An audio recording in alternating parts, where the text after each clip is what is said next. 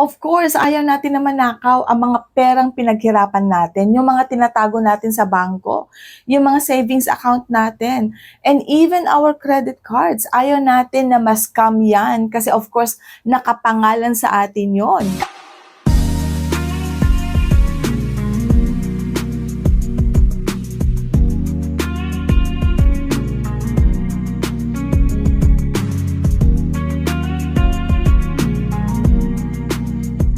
Hi everyone, Crisel Morales here. Welcome back dito sa ating YouTube channel. So in this video, I will be sharing with you kung ano bang dapat natin gawin to protect our account, yung mga perang pinaghirapan natin sa bangko, including our credit card. Dahil of course, utang natin yan kay bangko. So ano ngayon ang dapat natin gawin to protect our ATM or our credit card, our savings account? As you all know, na-share ko with you ang experience ko with the phishing scam doon sa land bank account ko. And it was really a very shocking experience I had. So this is my second time na naka-experience ng ganito. And thank God, wala naman silang nakukuha sa akin because I truly believe that the moving of the Holy Spirit is very, very powerful. God is so good all the time. So ano ba ang dapat natin gawin to protect ourselves para nang sa ganun hindi tayo maging biktima ng mga scammers? Whenever we receive email o kaya ay text, consider them all suspicious. Especially kung ang email, katulad ng email na pinadala sa akin wherein sinabi nila na linagin daw ng iPod 3rd generation yung aking land bank account. So kapag gano'n ang klase ng email na na-receive natin, nahahack naman yung ating mga heart. Kaya kung minsan naniniwala tayo, just like me. Siguro I was preoccupied, yung isip ko before, kaya hindi na ako nakapag-isip ng maigi. Pero always consider text and emails like this one suspicious. Huwag agad-agad gumawa ng decision. At kung tawag naman, always drop the call. Kung ang umpisa pa lamang ng kanyang sinasabi sa tawag this is Land Bank, this is Security Bank, this is PNB and Metro Bank, and dapat po ay palitan natin ang ating mga password to protect our account. So may ipapadala kaming OTP and i-dictate po sa amin ang OTP, something like that. So magduda na kayo. Always consider those kinds of calls suspicious. Huwag maniniwala agad. Kasi ang ganitong klase ng transaction, kung halimbawa man, ay nangyayari lamang sa loob ng bangko. At hindi through call, through email, or through text. And second thing we have to do is never ever enter your credentials into the email links. Kung minsan kasi may pinapadalang links ang mga scammers na yan.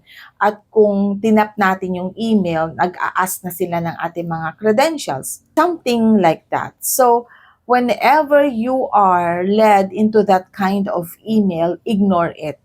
Huwag kang maniwala. And always remember, ang gagamitin lang natin for transaction is the website of the bank and our mobile app. Nothing more, nothing less. Kaya walang dapat link na ipapadala ang bangko separately. Yun ay gawain ng mga scammers. So, tandaan, ang transactions natin nagaganap lamang sa website ng bangko, official website ng bangko, at sa ating mga mobile apps. And number 3, enable all security features na ino-offer ni bangko, like OTP, email, SMS, alerts for transaction, and device verification. Kapag ang bangko ninyo nag-o-offer ng ganito to secure your account or your mobile app, of course, gawin natin. Pero nangyayari yan during the creation of your mobile app and not after the creation of your mobile app. Kasi nakakatakot na yan dahil baka scammers na ang nagpadala sa atin. Kaya kung gusto nating siguraduhin ito at nalilito tayo, punta tayo mismo sa bangko and ask the assistance of the customer service representative to secure your account.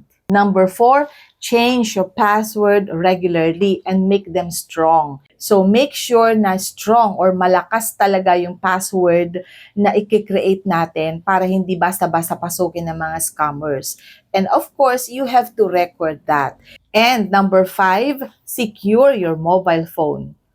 Kaya nga, marami na ngayon ang may dalawang cellphones. Yung isa kahit keypad lang, yung isa, nandun yung mga mobile apps natin sa mga bangko, sa ating mga credit cards.